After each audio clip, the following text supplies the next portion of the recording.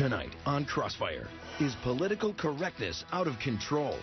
A star of Duck Dynasty talks about race, gays, and what he reads in the Bible, and gets suspended.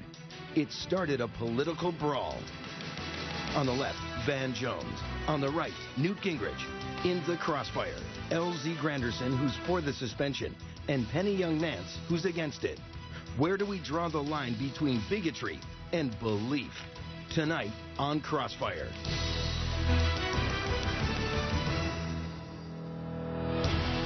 Welcome to Crossfire. I'm Van Jones on the left. I'm Newt Gingrich on the right.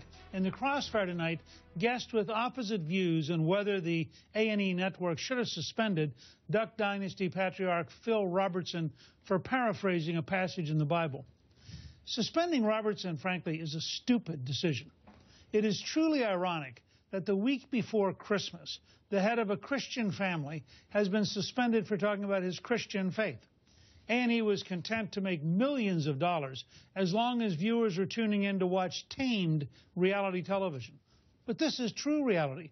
Robertson is who he is. My first advice to everyone in the country is take a deep breath. It's Christmas. Be charitable. Try to break out of this cycle of running around, trying out who's going to offend us next.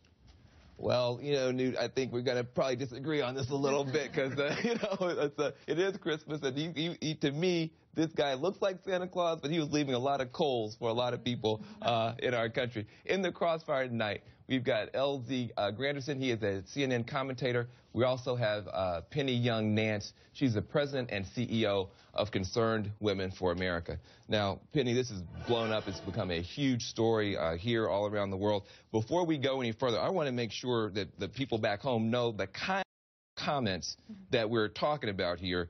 We could put them up.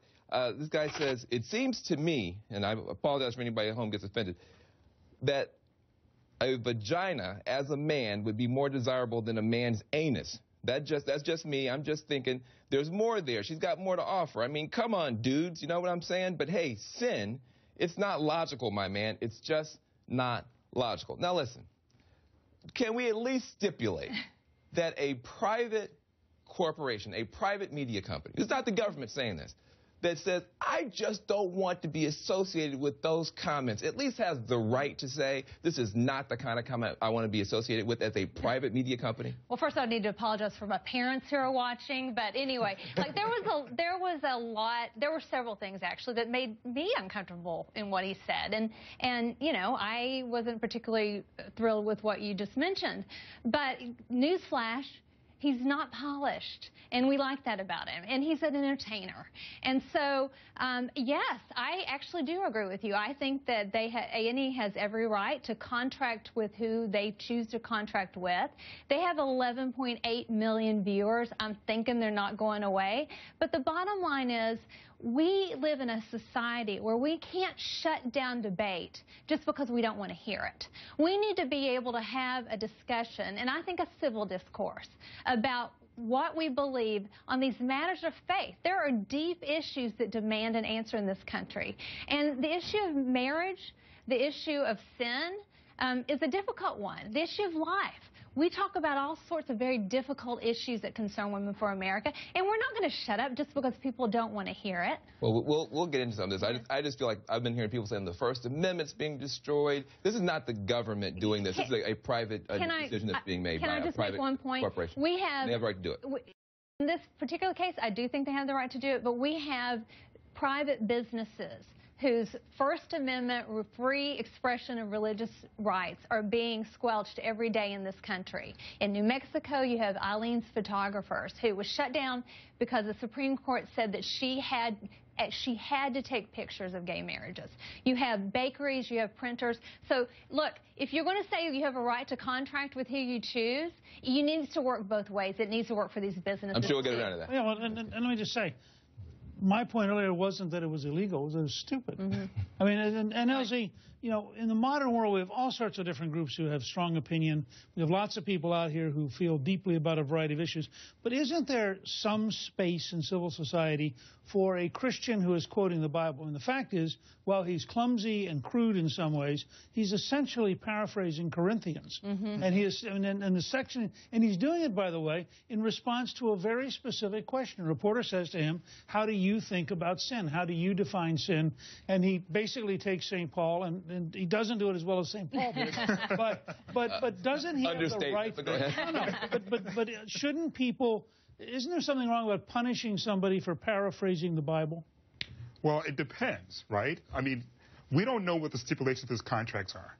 We do know that, typically speaking, and I work for 2 media companies, CNN as well as ESPN, in both of my contracts, it lets me know if I say something stupid, I could be fired, at the very least suspended. As a matter of fact, ESPN just made news because last week, the reporters were sent out another reminder that if you say something ill-mannered towards what happened with the Jameson Winston verdict, you can get in trouble. You can't tell me that this man, who you keep calling unpolished, but let's not forget, he has a master's degree in education. This isn't some idiot out of the backwoods, as you're trying to characterize him, or as sometimes he characterizes himself. He has a master's. He's been around. He's a really smart man. He probably knew that this would brew up controversy. He was aware of the fact that this controversy would probably bring more attention to his show, and he's probably playing all of us right now. He's not an idiot.